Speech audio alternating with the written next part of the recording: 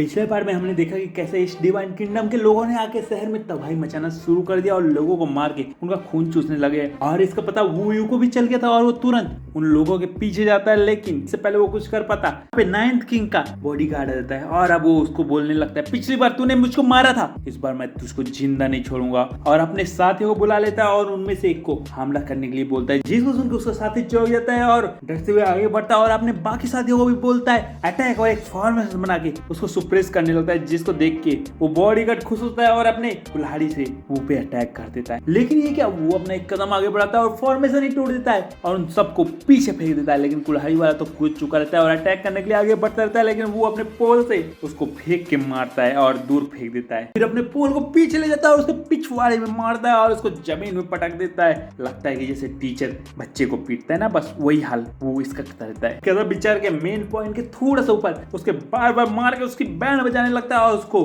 बुरी तरह से घायल कर देता है, जिसके बाद वो माफी मांगने लगता है, अपनी जान की भीख उससे मांगते हुए बोलता है, मुझसे गलती हो गई, प्लीज मुझको माफ कर दो। तो वो बोलता है, ऐसे ही तुमने जिनको मारा है उनको खाया है, उन्होंने भी तो माफी मांगी होगी, अपनी जान की भीख मांगी होगी, क्या तुमने किया नहीं ना? तो मैं तेरे को भी जिंदा नहीं छोड़ने वाला हूँ। इतना बोल के उस पर अटैक कर देता है, लेकिन तभी एक घोस्ट फ्लैग आके वो के अटैक को डिफ्लेक्ट कर लेता है और वो फ्लैग उस बॉडीगार्ड को बचा लेता है। तभी एक आवाज आती है, क्या तुमने मुझसे पहले पूछा है इसको मारने से पहले? जिसको सुनकर वो बोलते हैं, शैतान जो लोगों को परेशान करते हैं और बेफालतू को मारते हैं, उनको मारने के लिए मुझे किसी की परमिशन की जरूरत नहीं है। और उसे भी तू कौन होती है मुझसे ये सवाल पूछने वाली? जिसपे वो बोलती है, अगर तुमने इसको मार दिया तो तुम चैहें क्लान के दुश्मन बन जाओगे, समझ गए? जिसको सुनकर वो बोलता है, डीमन क्लान, मैं उनके कौन सा नौकर हूँ कि जो उनसे मुझको डर के रहने की जरूरत है। जिसको सुनकर वो बोलती है, ठीक है, मैं भी तुम्हारी बात को याद रख रही हूँ, देखती हूँ भविष्य में कौन अपनी जान की भीख मांगता है। अब क्या था, उस बॉडीगार्ड को दिखाया जाता है, बोलता है, मास्टर इसने डीमन क्लान की बेइज्जती की है और आपकी भी की है, इसको मारना ही सबसे सही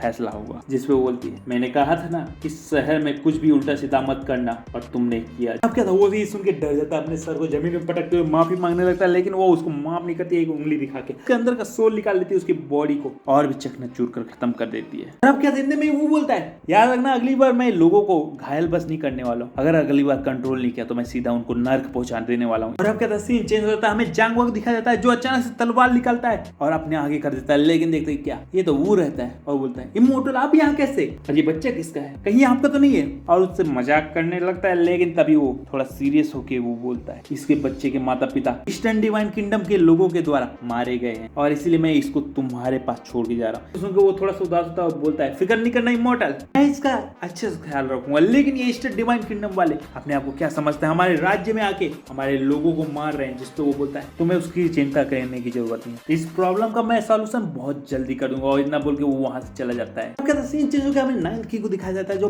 पैर दबाता रहता है उसकी औरत के और पूछता है कि पल्सा क्या अभी भी जिंदा हो सकता है? हाँ, वही बॉडीगार्ड। जिसमें वो बोलती है, अगर वो इमॉर्टल के हाथों मारा जाता तो नहीं, लेकिन उसको मैंने मारा है, इसकी लाइफ और डेथ अब मेरे हाथों। और इतना कहकर उसका सोल हमें दिखाया जाता है। लेकिन नाइन्थ किंग तो ये सब अच्छे से सुनता नहीं रहता, उसका हाथ कहीं और जाता था, जिसको वो देख लेती है। लेकिन तभी वो बोलता है, क्या आप उसको जिंदा कर सकते हो? तो वो बोलती है, अरे मेरे अंदर बहुत आलस आ रही है, ये सब मैं नहीं करने वाली हूँ। जिसपे बोलता है, ठीक है, आप जो कह रही है बिल्कुल सही है, उसने जो गलती की है उसकी सजा यही है, लेकिन वो सन उसको हमें मारना होगा, वो हमारे रास्ते का कांटा बन रहा है। जिसको सुन के वो बोलती है, उसको मारना तो मेरे लिए चुटकियों का खेल है, बस मुश्किल ये है कि वो टॉन्टियन सेक्ट से है, वरना वो 9th लेवल का, उसको तो मैं कब का मार चुकी होती। लेकिन वो सब छोड़ो, अभी प्रिंसेस को यहाँ से ले जाने में फोकस करो, क्योंकि हम लोग इस मिशन में फेल होने का रिस्क नहीं ले सकते हैं। बाकी रही बात सन बाद में देख लेंगे। जिसको सुन के वो भी बोलता है कि अरे कल तक की तो देरी है, प्रिंसेस फिर हमारी है। और इसी के बाद उनका माठा बनाना काम शुरू हो जाता है और फिर सीन चेंज हो जाता है। अब क्या था, प्रिंसेस को दिखाया जाता है जहाँ पे वो अपनी सेविका को बोलती है, रात हो गई है बहुत, जाके सो जाओ। तो वो बोलती है, नहीं मुझको नींद नहीं आ रही है। लेकिन तभी वहाँ पे बंदर और इमॉर्टल आ जाता है, जिसको वो सेविका नमस्ते करती है और प्रिंसेस बोलती, मुझको इमॉर्टल से कुछ अकेले में बात करनी है तो तुम जा सकते हो। जिसको सुनकर वो खुशी खुशी वहां से जाती रहती है और तुरंत गेट के बाहर जाके झांक तक अंदर करने की कोशिश करने लगती है, जिसपे वो खांस के उसको भगा देती है। अब क्या था, वो उसको लिखते हुए देखता है तो पूछता है, आप क्या लिख रही हो? तो वो बोलता है, उस क्वीन मदर और उसके बेटे को हराने का प्लान बना रही है। जिसको सुन के वो चौंक जाता है, लेकिन वो फिर खड़े होकर बोलती है कि मैंने तुम्हें बचपन से सिखाया है, क्या तुम भूल गए कि एक प्लान जरूरी नहीं है कि सफल हो, इसलिए हमेशा 1000 प्लान पहले से बना के रखने चाहिए, तभी हम जीत सकते हैं, वरना हमारी हार निश्चित होगी। क्या था, उसके आगे थोड़ी सी और बात करते हैं और हंसने लगते हैं। लेकिन तभी वो उसको एक टैलिस्मैन देता है और बोलता है कि इसमें एक की इनकंडेशन लेवल की पूरी स्ट्राइक है जो एक बार आपकी रक्षा के लिए उपयोग हो सकती है, तो इसको अपने सेल्फ डिफेंस के लिए यूज करना, इसलिए मैं आपको देता हूँ। तो वो बोलते हैं कि अगर तुम मुझको दे दोगे तो तुम अपनी रक्षा कैसे करोगे? तो वो बोलता है कि भूल गए क्या दीदी, आप, मैं एक कल्टिवेटर हूँ। और इसी साथ वो बोलता है सिस्टर टेंशन बिल्कुल नहीं लेना, ईस्टर्न डिवाइन किंगडम और इस राज्य में जो भी आफत तुम्हारे लिए है मैं उसको खत्म करके रहूंगा और अपने